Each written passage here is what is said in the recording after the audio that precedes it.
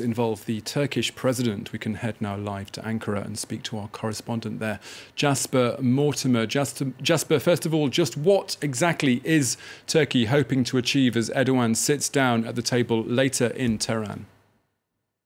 Well, Turkey wants to avoid an offensive altogether, simply because it does fear it would trigger a refugee exodus into Turkey.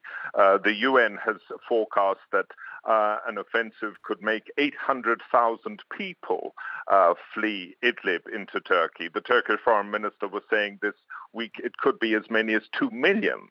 Now, Turkey is proposing, Erdogan will argue this at the table today, that instead the three powers should pool their intelligence to locate the terrorists, the hardline al-Qaeda-associated militants in Idlib, and then carry out pinpoint military operations against those hardliners to minimize the impact on civilians. And Turkey has something to offer.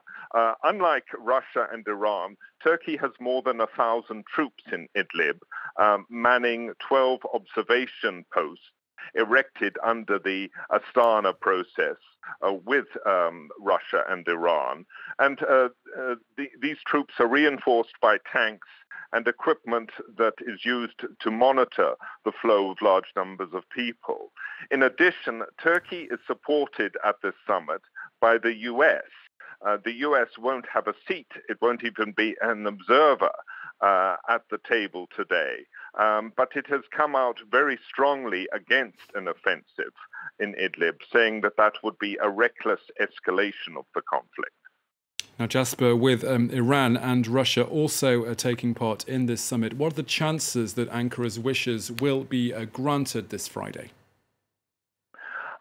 Pretty slim. Idlib is the last province held by the rebels, and Damascus is gung-ho to capture it, because after that it could more or less say that the civil war is over.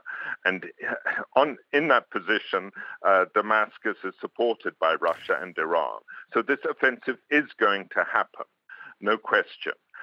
When it comes to Turkey's proposal of pooling intelligence and carrying out pinpoint operations, the trouble is there is no agreement among the three powers on who is a terrorist.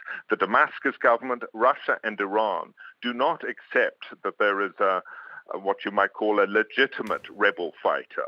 To those powers, anybody who fights against President Bashar al-Assad is a terrorist. Now, this is not Turkey or America's position.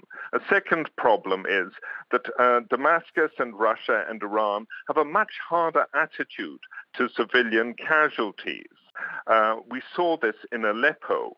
The Syrian government and Russia are not greatly worried by hundreds of, maybe thousands of civilian deaths in the conflict. However, Russia does have to tread carefully, because it is said that a quarter of the 10,000 militants in Idlib are foreign fighters, many of them from Chechnya. And if they flee to Turkey, their next stop will be the Russian Federation. Okay, Jasper Mortimer, our correspondent there in the Turkish capital. Thank you very much.